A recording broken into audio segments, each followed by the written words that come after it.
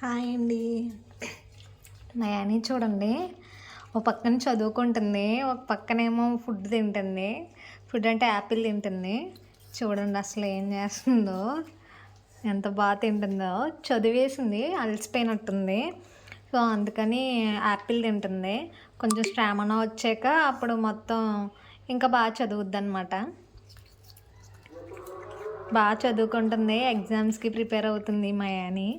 ఏం ఎగ్జామ్సో మరి దానికే తెలియాలి. బాగా ప్రిపేర్ అవుతుంది అనమాట.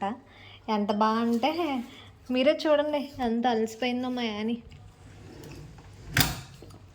అలసిపోయింది, అలసిపోయి పడుకుని మరీ తింటుంది. పడుకుని తింటున్నా యాని.